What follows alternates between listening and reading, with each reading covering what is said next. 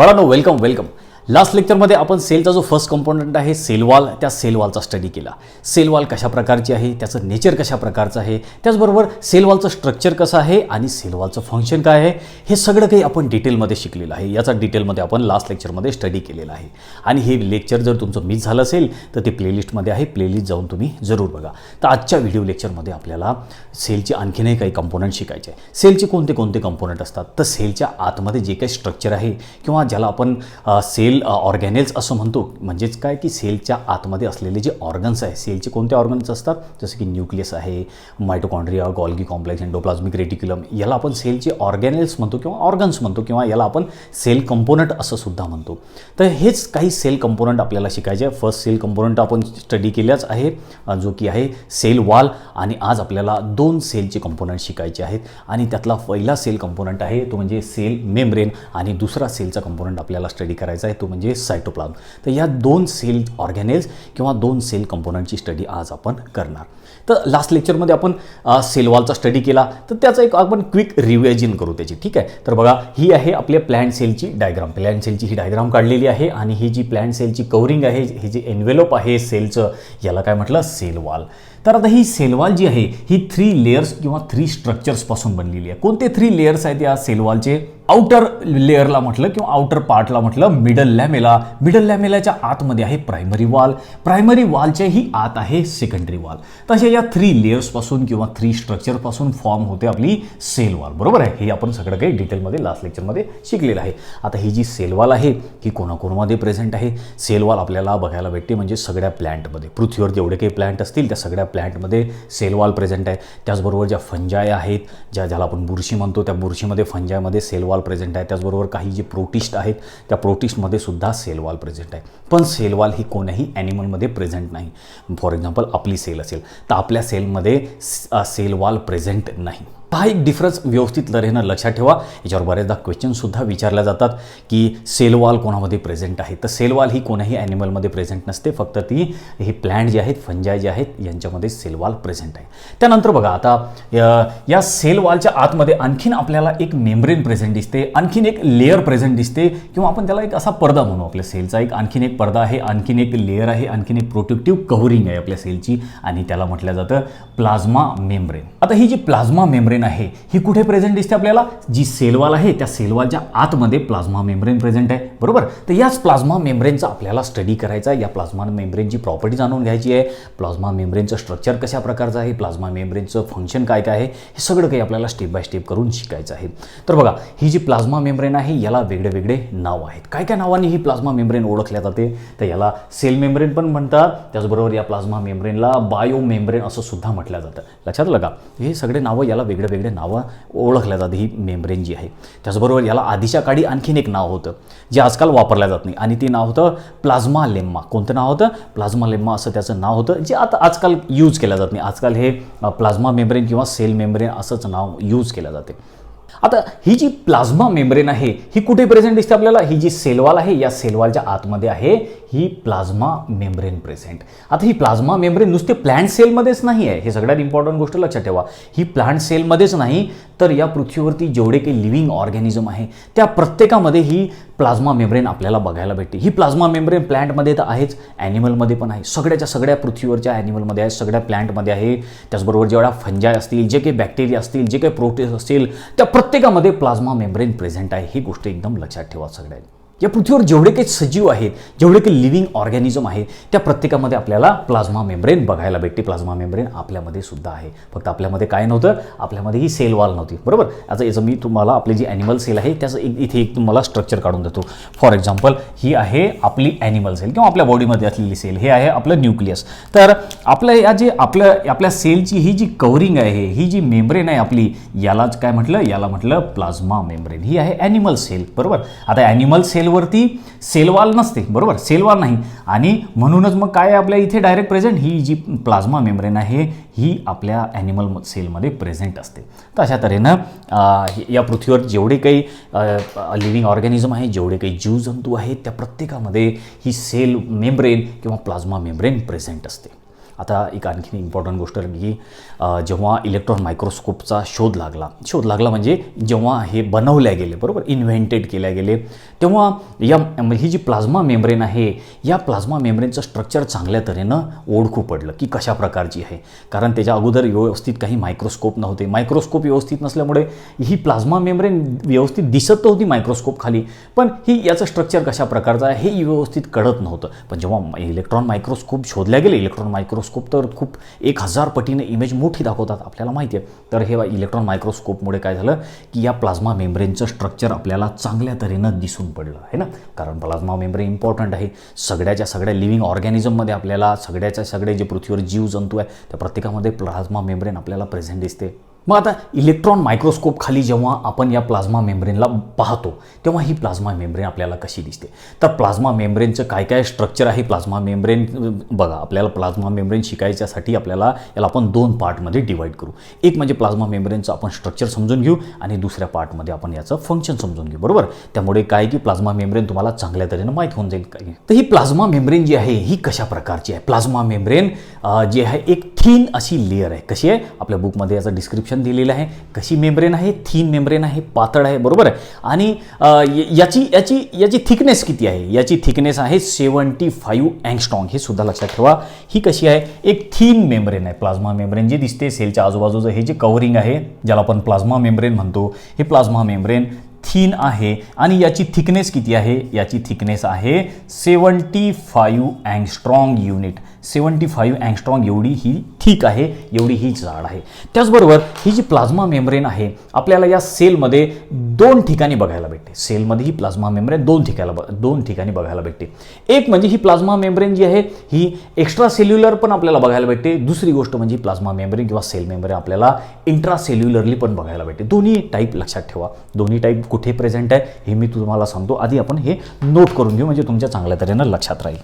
तर बघा, ही जी plasma membrane आहे ही या सेलमध्ये 2 पार्टमध्ये प्रेझेंट आहे किंवा 2 टाईपमध्ये आपल्याला ही बघायला भेटते. एक म्हणजे एक्स्ट्रा सेल्युलर मेम्ब्रेन आणि दुसरी आहे इंट्रासेल्युलर मेम्ब्रेन.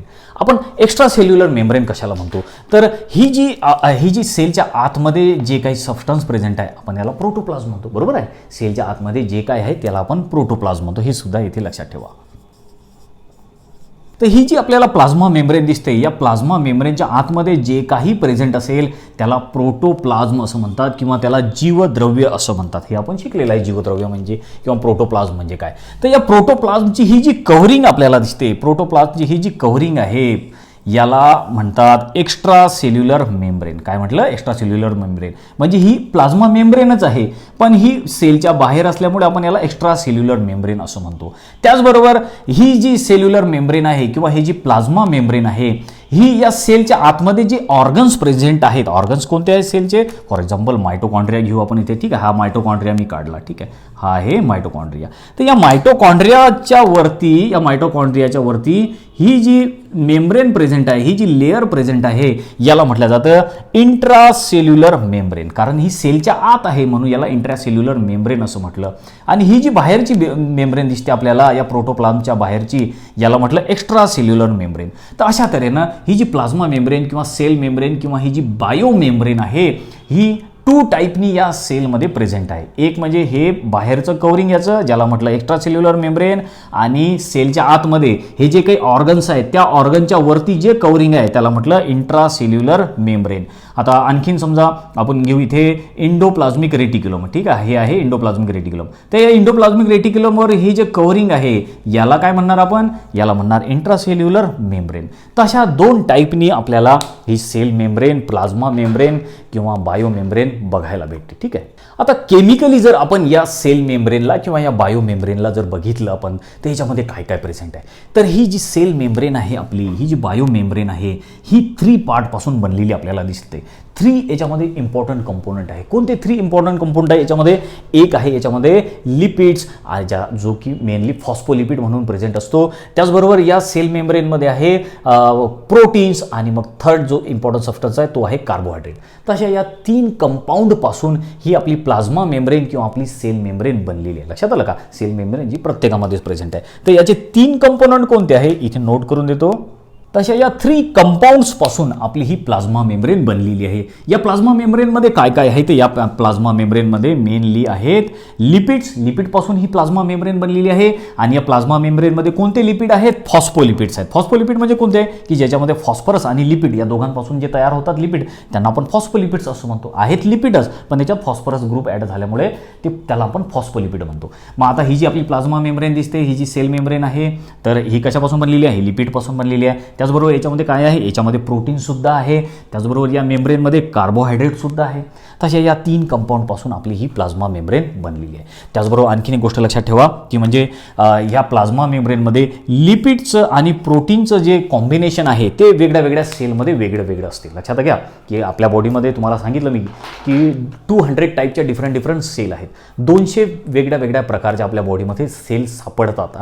आणि त्या सेलमध्ये त्या प्रत्येक वेगळ्या वेगळ्या सेलमध्ये लिपिड आणि प्रोटीनचं प्रोपोर्शन चेंज होत असते. फॉर एक्झाम्पल आता आपण एक्झाम्पल घेऊ जे आपल्या बुकमध्ये सुद्धा एक्झाम्पल दिलेलं आहे ते म्हणजे आरबीसीचं. आरबीसी काय आहे? Red blood sale. ही सुद्धा एक सेल आहे ज्याला आपण लाल रक्तपेशी असं म्हणतो. आता ह्या आरबीसीची जी सेल आहे त्या आरबीसीची या सेलमध्ये जो प्लाझ्मा मेम्ब्रेन आहे त्या प्लाझ्मा मेम्ब्रेनमध्ये लिपिड जे आहेत 40% असतात आणि प्रोटीन 52% असतात. मी नोट करून देतो तुम्हाला आरबीसीमध्ये या दोघांचं किती कंपोजिशन आहे. तर बघा लक्षात ठेवा एक्झाम्पल हे जे आहे इम्पॉर्टंट आहे की सेल मेम्ब्रेनमध्ये प्रोटीन आणि लिपिड जे आहे हे चेंज होत असतात. वेगळ्या वेगळ्या सेलमध्ये वेगळं वेगळं याचं प्रोपोर्शन राहील. जे आरबीसीज आहेत आपल्याला रेड ब्लड सेल त्या आरबीसीजमध्ये प्रोटीन 52% आहेत. बरोबर.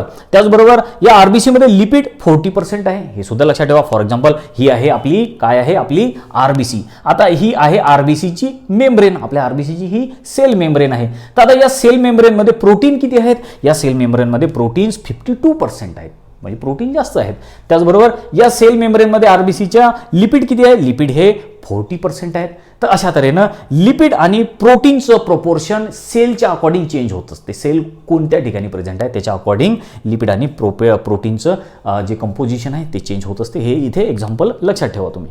त्याचबरोबर आपल्या या सेलमध्ये या सेल मेम्ब्रेनमध्ये जे लिपिड्स आहेत ते लिपिड 2 लेअरमध्ये अरेंज झालेले आहेत. त्यांना लिपिड बाय लेअर असं म्हणतात. काय म्हणतात? Lipid bilayer. म्हणजे फॉर एक्झाम्पल ही आपली सेल मेम्ब्रेन आहे. या सेल मेम्ब्रेनमध्ये लिपिड तर आहे आपल्याला माहिती आहे. बरोबर. आता या सेल मेम्ब्रेनमध्ये लिपिड जी आहे लिपिड 2 लेअरपासून बनलेलं आहे. त्यांना लिपिडची बाय लेअर असं म्हटलं जातं. आणि त्याची अरेंजमेंट कशी आहे ते सुद्धा मी तुम्हाला एकदा सांगतो इथे.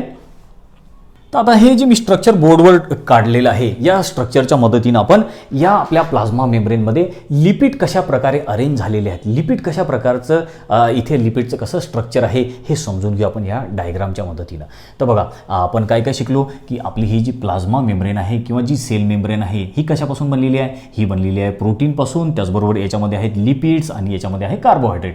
आता या सेल मेम्ब्रेनमध्ये जी लिपिड आहेत त्याची अरेंजमेंट कशी आहे? तर लिपिड हे बाय लेअरपासून बनलेले आहेत. बरोबर. लिपिडचे जे मॉलिक्यूल या सेल मेम्ब्रेनमध्ये प्रेझेंट आहेत ते बाय लेअर आहेत. बाय लेअर म्हणजे काय? 2 लेअरपासून बनलेले आहे. जसं या डायग्राममध्ये मी इथे दाखवलेलं आहे. हा एक लिपिडचा लेअर, हा लिपिडचा दुसरा लेअर. तसे हे लिपिडचे 2 लेअर असल्यामुळे आपण याला म्हटलं लिपिड बाय लेअर. तर असेच हे लिपिडचे जे बाय लेअर आहेत आपल्या या प्लाझ्मा मेम्ब्रेनमध्ये प्रेझेंट असतात. आता आपल्या या लिपिडचा जो प्रत्येक मॉलिक्यूल आहे तो 2 पार्टमध्ये अरेंज झालेला आपल्याला दिसतो. 2 पार्ट कोणते आहे लिपिड मॉलिक्यूलचे? तर तुम्हाला दिसेल इथे की हा आहे या लिपिड मॉलिक्यूलचा, हा आहे लिपिड मॉलिक्यूलचा हेड आणि हा आहे लिपिड मॉलिक्यूलचा टेल. बघा लक्षात आहे हे सगळे लिपिड मॉलिक्यूलचे हेड आहेत आणि हे आहे लिपिड मॉलिक्यूलचे टेल.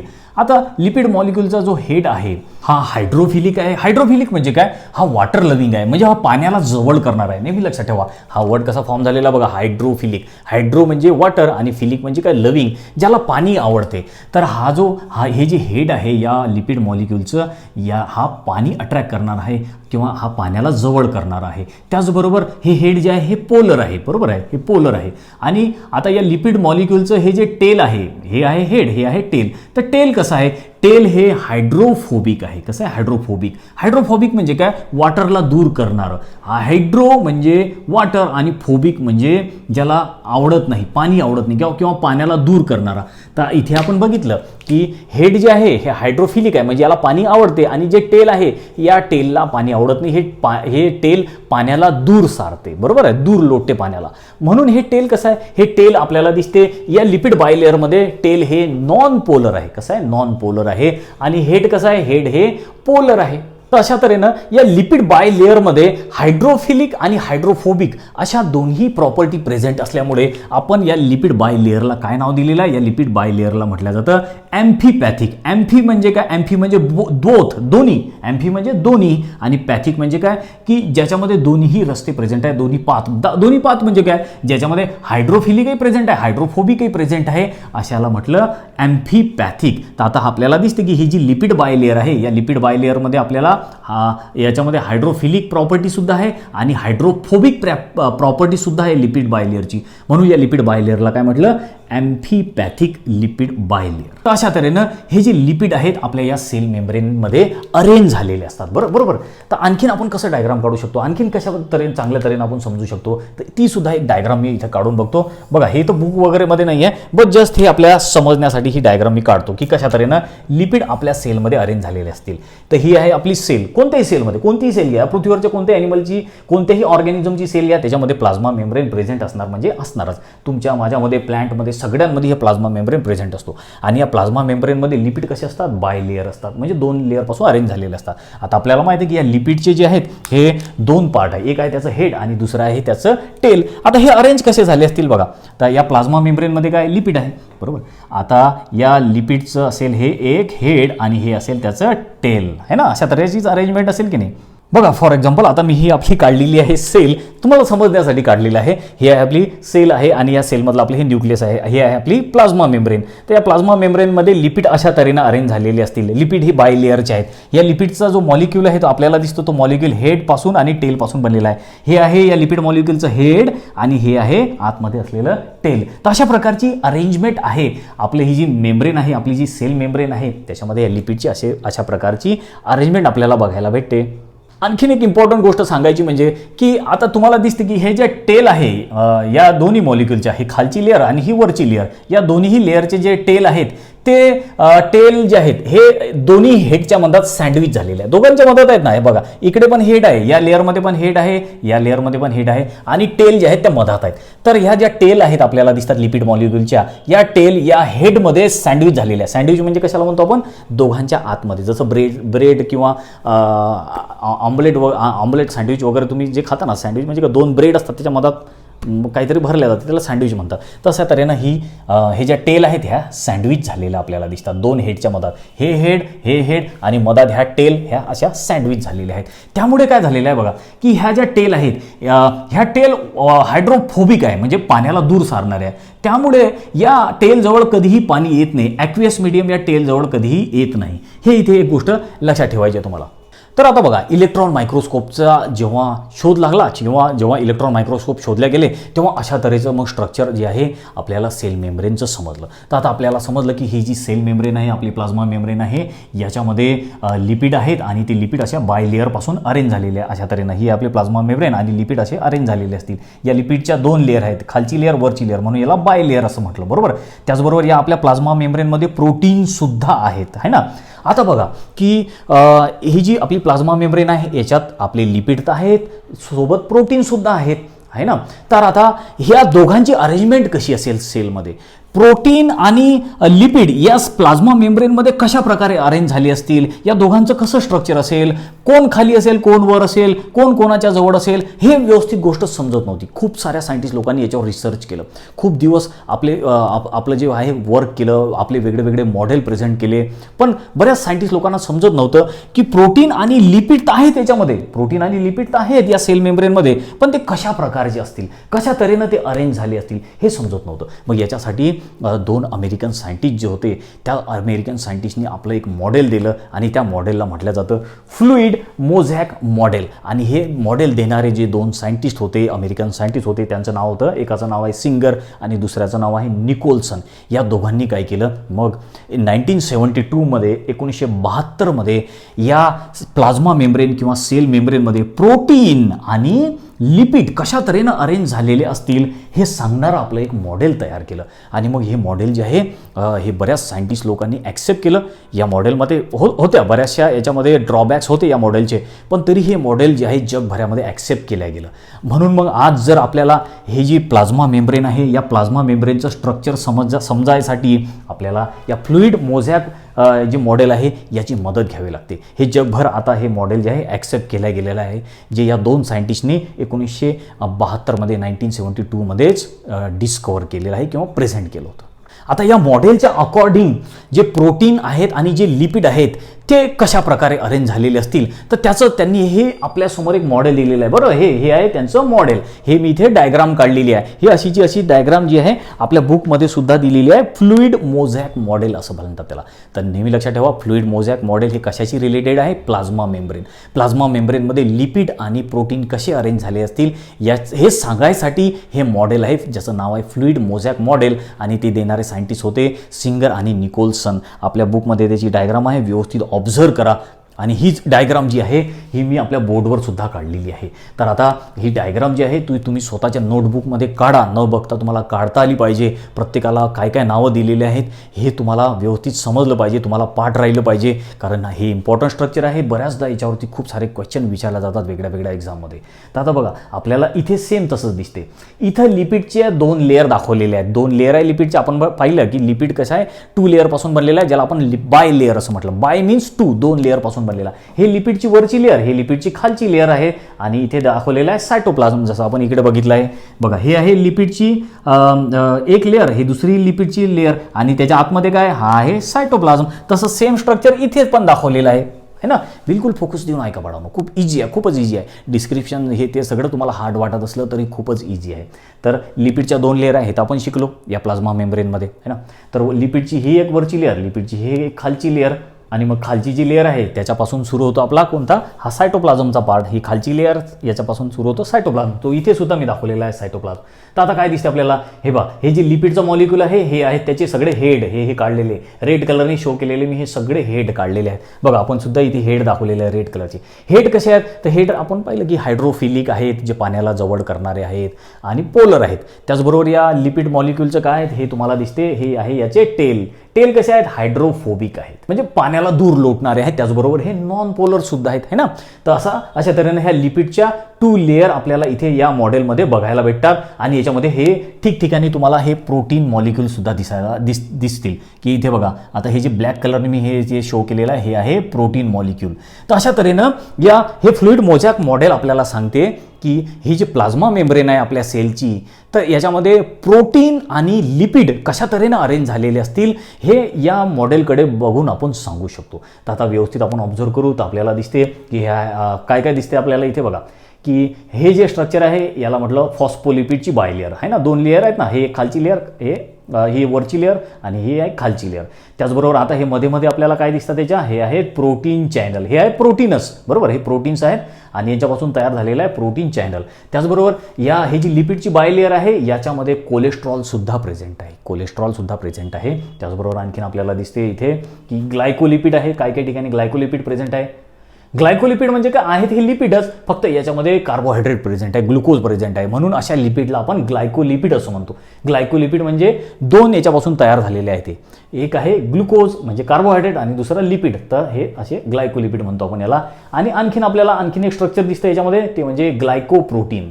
ग्लायकोप्रोटीन म्हणजे काय, असे प्रोटीन की ज्याच्यामध्ये ग्लुकोज सुद्धा आहे, तर त्याला आपण ग्लायकोप्रोटीन असं म्हटलं, बरोबर. जसं हे ग्लायकोलिपिड आहे, हे आहे ग्लायकोप्रोटीन. तर हे असे प्रोटीन आहे की ज्याच्यामध्ये कार्बोहायड्रेट आहे किंवा ग्लुकोज आहे. तर इथले ग्लायकोप्रोटीन सुद्धा दिसतात, ग्लायकोलिपिड सुद्धा आहेत, आणि कोलेस्ट्रॉल आहे. त्याचबरोबर हे सायटोप्लाझम म्हणजे आहे. सायटोप्लाझममध्ये आपल्याला काही फायबर्स दिसतात, आणि त्या फायबर्सला काय म्हटलं, सायटोस्केलेटल फिलामेंट्स. फायबर फिलामेंट धाग्यासारखं स्ट्रक्चर आहे ना सायटोप्लाझममध्ये. हा जो सायटोप्लाझम आहे इथे असं धाग्यासारखं आपल्याला असं स्ट्रक्चर दिसते, बरोबर. हे असं स्ट्रक्चर सायटोप्लाझममध्ये. तर याला काय म्हटलं, या स्ट्रक्चरला इथे शो केलेलं आहे बघा, इथे सायटोस्केलेटल फिलामेंट असं म्हटलं, बरोबर. त्याचबरोबर बघा तर इथे जे काही प्रोटीन काढलेले आहेत त्याला म्हटलं इंटिग्रल मेम्ब्रेन प्रोटीन्स, आणि हे जे प्रोटीन्स काही काढलेले आहे याला म्हटलं पेरिफेरल मेम्ब्रेन प्रोटीन. तर असं हे मॉडेल आहे. आणि सिंगर निकोलसनचं की जे आपल्याला सांगते की सेल मेम्ब्रेनमध्ये प्रोटीन्स आणि लिपिडची अरेंजमेंट कशी असेल.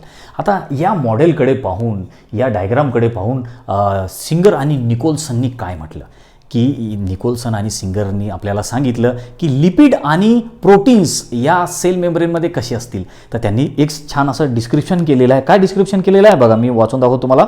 Proteins are like a iceberg in the sea of lipids म्हणजे आता बघा हे जे मॉडेल या दोघांनी दिलं, या मॉडेलमध्ये हे दोघं काय म्हणतात की आम्हाला जी सेल मेम्ब्रेन आहे त्या सेल मेम्ब्रेनमध्ये जी प्रोटीन आणि लिपिड्स प्रेझेंट आहेत ते कशा प्रकारचे आहेत. तर त्यांनी सांगितलं जे लिपिड आहेत ते लिपिड एका समुद्रासारखे आहेत. कशा आहेत? समुद्र. जसा फॉर एक्झाम्पल मी इथे काढतो सी. कशा आहेत? हा आहे समुद्र. आणि हा समुद्र कशाचा आहे? हा समुद्र आहे लिपिडचा. कशाचा आहे? लिपिडचा. आणि या लिपिडच्या समुद्रामध्ये जे प्रोटीन्स आहेत ते आईसबर्ग सारखे असे तरंगतात.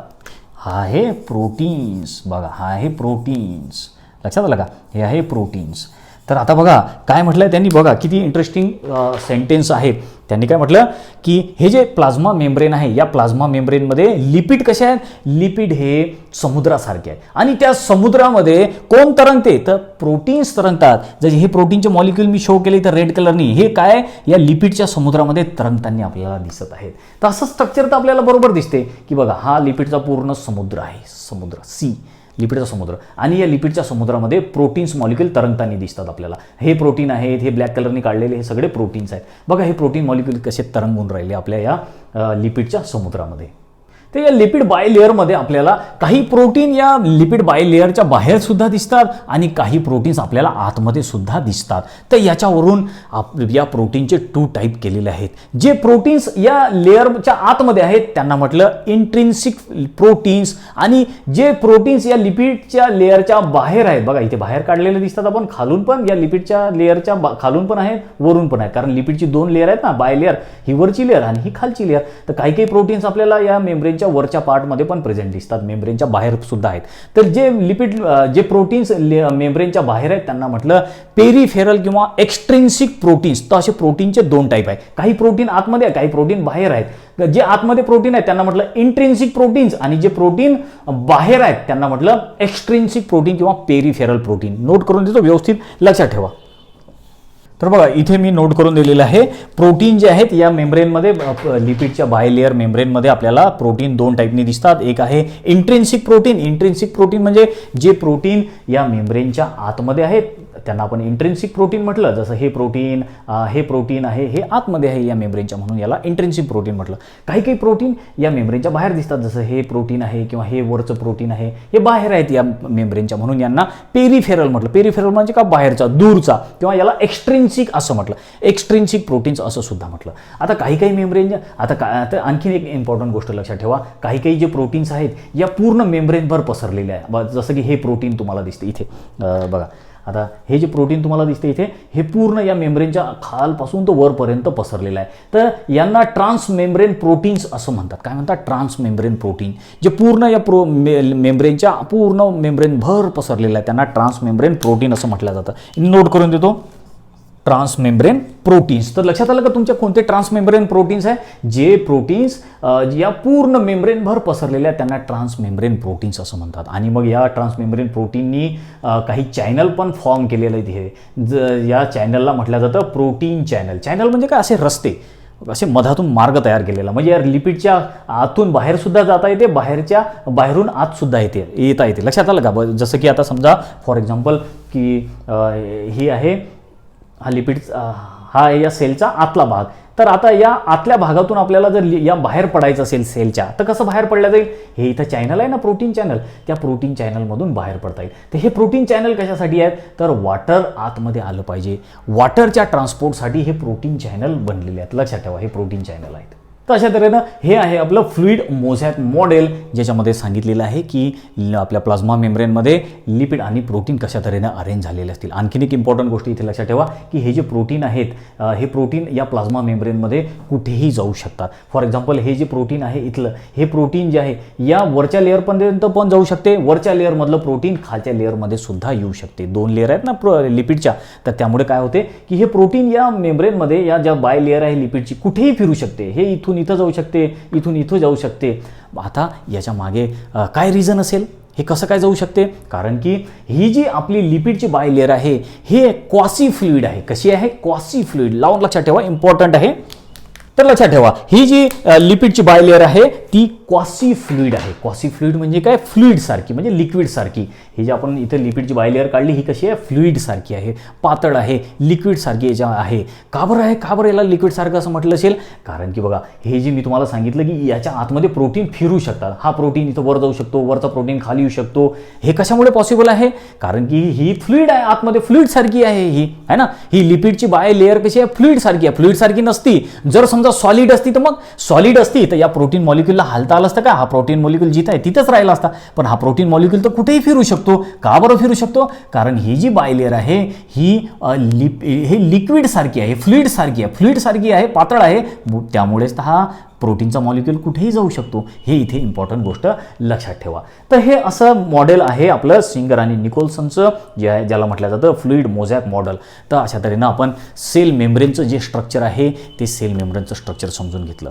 आता आपला सेकंड पार्ट म्हणजे सेल मेम्ब्रेनचं फंक्शन काय आहे ते फंक्शन आपण एकदा समजून घेऊ. बघा, तर बाळांनो, आपण आपली जी सेल मेम्ब्रेन आहे त्या सेल मेम्ब्रेनचं स्ट्रक्चर समजून घेतलं. आता आपण या सेल मेम्ब्रेनचं फंक्शन काय आहे ते समजून घेऊ. आपण आधी काय केलं तर सगळ्यात फर्स्ट आपण ही जी सेल मेम्ब्रेन आहे आपली याचं स्ट्रक्चर कसं आहे हे आपण समजून घेतलं. आता याचं फंक्शन काय हे आपल्याला समजून घ्यायचं आहे. सेल मेम्ब्रेन करते तरी काय, सेल मेम्ब्रेनचा आपल्याला यूज तरी काय आहे हे आपण समजून घेऊ. ठीक आहे. तर आता बघा, ही जी आपली ही जी सेल मेम्ब्रेन आहे किंवा आपण ज्याला प्लाझ्मा मेम्ब्रेन म्हणतो, याचं नेचर कसं आहे. तर ही आपली प्लाझ्मा मेम्ब्रेन ही सेमी परमिएबल मेम्ब्रेन म्हणून ओळखल्या जाते. सेमी परमिएबल म्हणजे काय? सेमी म्हणजे हाफ आणि परमिएबल म्हणजे परमिशन देणारी. ही जी आपली प्लाझ्मा मेम्ब्रेन आहे ही काही सबस्टन्सलाच फक्त आत जाऊ देणार आणि आतले काही सबस्टन्सच फक्त बाहेर येऊ देणार. म्हणून अशा टाईपचं याचं जे नेचर आहे आपल्या या सेल मेम्ब्रेनचं, तर या नेचरला सेमी परमिएबल मेम्ब्रेन म्हणून ओळखल्या किंवा सेमी परमिएबल नेचर म्हणून ओळखल्या जाते. म्हणजे ही सगळेच सबस्टन्स आतमध्ये नाही जाऊ देत. काही सबस्टन्सच बाहेरचे या सेलमध्ये जाऊ शकतात किंवा काही सबस्टन्सच या सेलमधले बाहेर येऊ शकतात. लक्षात आलं का? म्हणून अशा टाईपच्या या नेचरला या आपल्या सेल मेम्ब्रेनला सेमी परमिएबल मेम्ब्रेन असं म्हटलं. आणि ही मेम्ब्रेन मेनली काय काम करते तर ही मॉलिक्यूलला ट्रान्सपोर्ट करते. ट्रान्सपोर्ट ऑफ मॉलिक्यूल ट्रान्सपोर्ट करते म्हणजे काय की आता बघा, ही जी सेल आहे या सेलला जिवंत राहायला सगळ्याच गोष्टी कराव्या लागतात. आपण जिवंत आहे म्हणजे कोण जिवंत आहे? सेल आपल्या बॉडीमधल्या जिवंत आहेत. आपल्या बॉडीमधल्या सेल मेल्या तर आपण सुद्धा मरणार आहे ना. शेवटी आपण कशापासून बनलेला आहे? सेलपासून. तर आपल्याला ज्या काही गोष्टी आपण ज्या काही करतो त्या सगळ्या गोष्टी सेलच तर करते. आपण ऑक्सिजन आत घेतो म्हणजे तो ऑक्सिजन कोणाकडे चालला? सेलकडेच चालला. बरोबर आहे. कुठून चालला तो? तर या सेमी परमिएबल मेम्ब्रेनमधूनच चालला. आता बघा, आपण जो ऑक्सिजन आत घेतला तो या सेमी परमिएबल मेम्ब्रेनमधूनच आतमध्ये जाईल. आपण जे काही ग्लुकोज खाल्लं, आपण जे काही व्हिटॅमिन खाल्ले, आपण जे काही मिनरल्स खाल्ले ते शेवटी या मेम्ब्रेनमधूनच सेलच्या आतमध्ये जातील ना. त्याचबरोबर या सेलमध्ये जे काही वेस्टेज तयार झालेलं आहे, जे काही कार्बन डायऑक्साईड वगैरे तयार झाला असेल तो सगळा काही या सेल मेम्ब्रेनमधूनच तर बाहेर येईल, है ना. तर अशा तऱ्हेनं ही सेल मेम्ब्रेन काय करते?